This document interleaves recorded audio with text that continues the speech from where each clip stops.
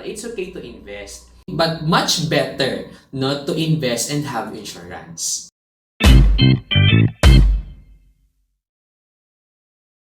Isang magandang umaga sa ating lahat. My name is Dion Greg Reyes. I'm a life insurance consultant and unit manager at AIA Philippines. Today is the episode 2 of Adulting 101 Life Insurance for Filipinos Explained. Noong episode 1, nabanggit ko or kinuwento ko bakit ako kukuha or bakit ikaw kukuha ng life insurance. And today, ang topic naman natin ay kailan ako kukuha ng life insurance. Siguro I will start, just like our first episode, I will start this podcast with a story. Ang case ko kasi, kung kailan ako kumuha, yung actual, kung kailan ako kumuha ng aking first life insurance is noong namatay yung aking father. That's when I realized na kailangan ng protection for me in case something happens to me, death man yan, an illness, an accident, so I got myself protected with the life insurance plan that I could afford at that time. So ngayon, fast forward to today, I currently have 4 life insurance policies, each with different purpose. But again, topic for today is kung kailan or yung timing. Meron nga bang tinatawag na perfect timing, quote and quote, sa pagkuha ng life insurance? Himay-himayin natin. First, I have a question.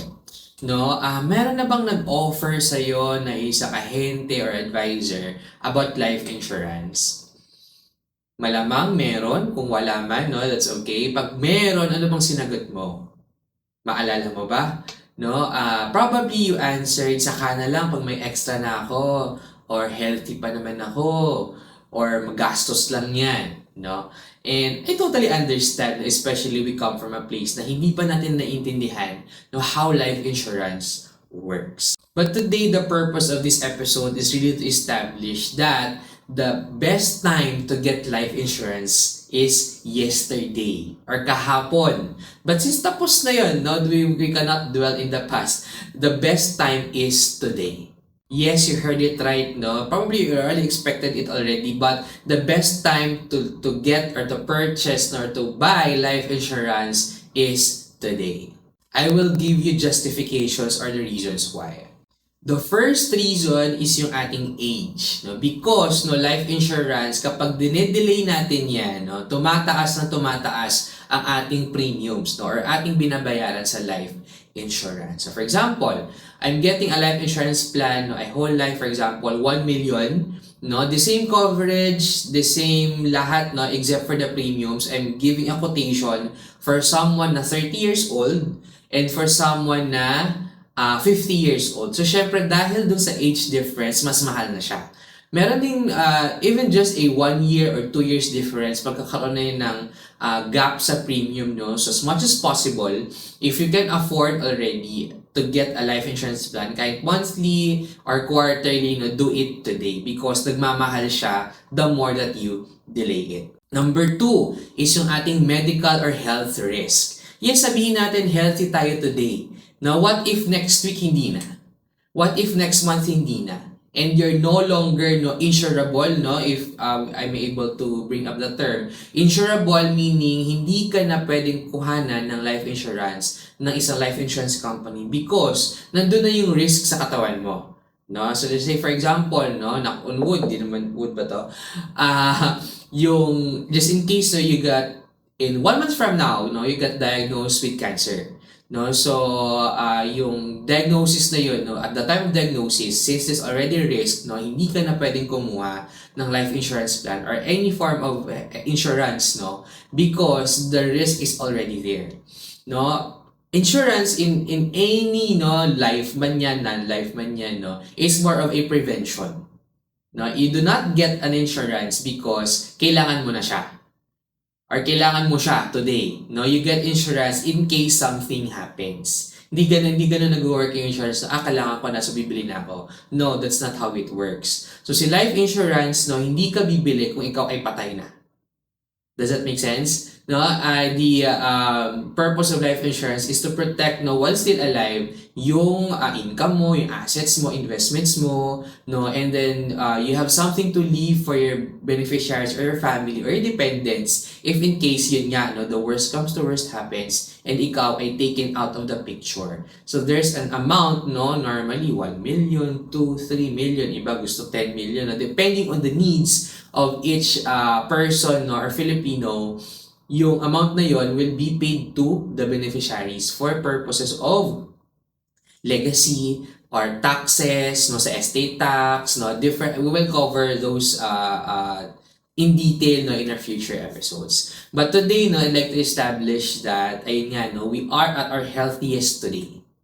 Does that make sense? No, we are at our healthiest today, meaning, no, ang tendency natin to get illnesses, no, or mga diseases is sometime in the future. And before that happens, no, we, as much as possible, dapat kumuha na tayo ng insurance if in case that happens. So for example, as I mentioned in my first episode, life insurance also comes with living benefits. Meaning if in case ma-diagnose ng illness, no, meaning doesn't have to be death. Illness, accident, disability, dismemberment, hospitalization, no, we have those types of coverages in case that those things happen. In the same way, no, in the same manner na kapag tayo ay hospital, no, hindi tayo kukuha ng insurance doon pa lang nasa hospital bed na tayo. No, we get an insurance plan, no, for hospitalization before or way before. Kasi, no, not because we anticipate it to happen, but just in case it happens. So we've already covered yung number 1, no, na hindi tumaas yung premium. So, para hindi siya magmahal. Number 2 is yung we will be at the healthiest we will ever be today. So, baka hindi na tayo makakuha, no, in the future. And number 3 is if you have financial obligations or responsibilities like car loans, housing loans, no? And if hindi kasi mabayaran yun, no? If in case something happens to us, well, sayang yung natin na na-purchase natin na car or house, no? So, the purpose really is to make sure that payments will still be covered if in case something happens to you. On a personal finance standpoint, nabanggit ko na rin ito sa episode 1, that life insurance or insurance in general is just a small part of our personal finance. I don't encourage na, or since sinabi ko kanina na you get a life insurance now, there has to be a financial foundation first. No? What do I mean by financial foundation?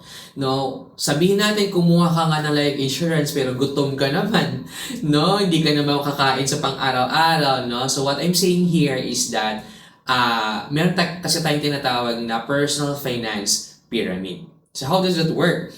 Now, sa personal finance pyramid, the very foundation na pinakaibaba ng pyramid, that's the cash flow or the stability, your income, your expenses, no? So, dapat okay ang ating cash flow. Hindi tayo nagugutom. Hindi mataas yung expenses over income, no? So, we have to be financially stable first, no? Ideally, before kumuha ng life insurance. Ngayon, after the stability, no, if okay na yung savings, emergency fund, no? By the way, since we're on the topic of emergency fund, I would suggest, no, that you keep at least 3 or 6 months of your monthly expenses if in case magkaroon ng emergency. So, bakit ganun, no? Bakit ganun yung time, or bakit 3 or 6 yung magic number? Because it's usually within 3 or 6 months that we can find another work, no? If mawalan man tayo ng work.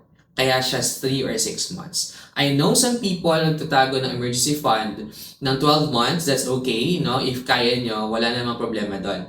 But the minimum, it's 3 months, no? Kasi usually, yun yung turnaround time for you to find another work and have, no, another source of income to provide or to spend for your monthly expenses. Now, after the stability, it's on the protection side. Protection mean dito na papasok yung ating insurances. Now, life insurance, accident insurance, health insurance, HMO, PhilHealth, lahat. No, why? No, kasi in case I will be parang sirang plaka, no, dito. If in case something happens, no, hindi masisira yung buong natin, no, personal finance. Meaning, if in case, let's just say, no, may mangyaring diagnosis of, sabihin natin, coma, heart attack. Sabihin natin, most common na nakikita ko ngayon is CKD or chronic kidney disease. So imagine the reality of those people diagnosed, and not only those people, but young, bumabata ang ating mga CKD patients, no? And it could be your reality sometime. We don't know. No, it also depends on your lifestyle. But the idea here is that para hindi magastos yung ating savings, emergency fund, hindi tayo magkailangan magpa-QR code, mangutang, manghiram, magbenta ng properties, magbenta ng investments. Dapat ample or enough yung iyong insurance coverage for all types of risks sa buhay natin. So ano yung mga risks na yun? Risk na ma-hospital. Diba? Are you financially ready if in case ma-confine ka sa hospital? In diagnosis of critical illness, stroke, as I mentioned, CKD, chronic kidney disease, liver surgery, heart attack, cancer, those types of dread diseases among most common sa mga Pinoy, dapat prepared tayo financially if in case something happens. And it doesn't matter how old you are, kasi may mga teenagers, alam ko, na tinatamaan, kahit mga bata nga, tinatamaan ng cancer. So, we really don't know. So, that's the insurance side, After stability, kailangan natin ibuuin, or at least magkaroon ng basic of insurance sa protection, Kaya siya tinatawag na protection kasi it protects your income, your assets, your investments. So, yun. So, others, ginagawa nila after na okay na, stable na ako, madalas nakakalimutan si life insurance or any form of insurance, be in any type or form of insurance. And diretso sila dun sa investments. I would say, okay lang naman. Pero, ayun nga, you are, at a risk of having no protection of the investments that you have if na-skip yung insurance na level.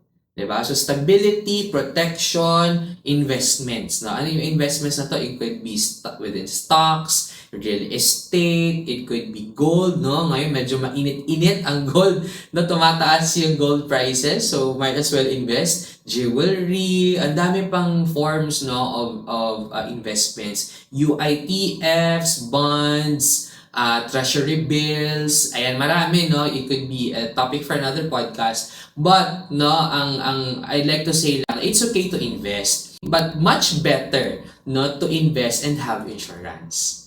I hope that makes sense, Kasi I know of a case, and it's a reality of most Filipinos. Ang dami-daming investment, hindi mabilang ang kondo, hindi mabilang ang sasakyan, ang house and lot, ang mga stocks, only, to liquidate and sell all of those because, walang insurance nung nagkaroon na ng diagnosis of an illness. Kasi madalas yung mindset natin, wala naman, especially about life insurance, wala naman akong beneficiaries, single naman ako, as I mentioned, meron kasing living benefits ang mga life insurance plans, And kailangan mo yun, habang buhay ka pa. Also, getting life insurance is like buying peace of mind. Diba? Na wala kang iisipan kung may mangyari sa'yo, in place yung financial tool, na life insurance if in case something happens. Nandyan siya in case may mangyari.